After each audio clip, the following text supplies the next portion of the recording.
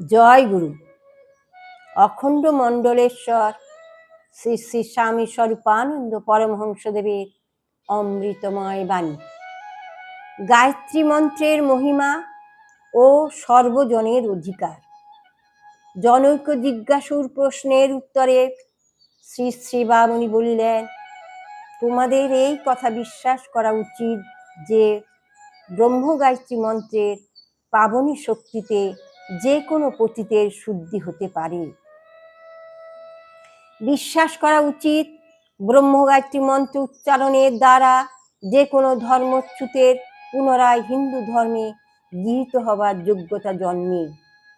বিশ্বাস করা উচিত যে ব্রহ্ম গায়ত্রীর স্মরণ মাত্র অতীত যুগের লক্ষ কোটি ঋষি মহর্ষিদের ব্রাহ্মণত্ব তোমার ভিতরে সঞ্চারিত হয়। গায়ত্রীতে সর্বজনের অধিকার।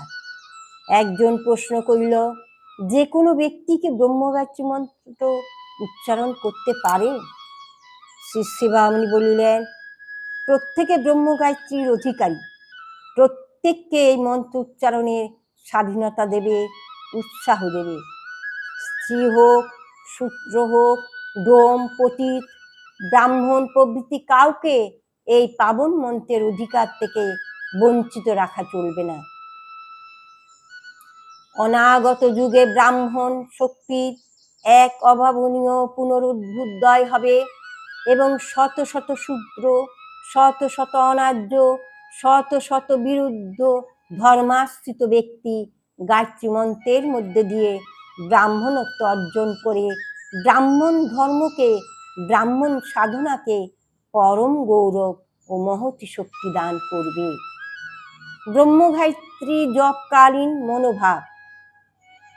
শ্রী শ্রী বামুনি বলিলেন, ব্রহ্ম গায়ত্রী মন্ত্র ব্রাহ্মণত্ব স্ফুরণের মন্ত্র।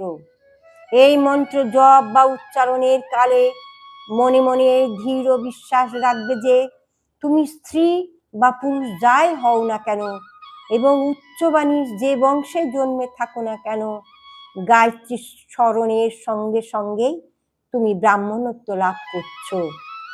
ব্রহ্মতেজ তোমার ভিতরে স্ফুরিত হচ্ছে। ব্যাস, বশিষ্ঠ, বাল্মীকি ও বিশ্বামিত্রাদি তপসিদ্ধ ঋষিদের অতুলনীয় সামর্থ্য তোমার মধ্যে পুঞ্জীভূত হচ্ছে। মনে মনে ভাববে যে তুমি ব্রাহ্মণ হচ্ছ এবং সঙ্গে সঙ্গে তোমার দেহ, মন, প্রাণ ব্রাহ্মণোচিত ত্যাগ, নির্লুপতা, নিস্পৃহতা প্রভৃতি মহৎ গুণে বিমণ্ডিত হচ্ছে। ওম শান্তি।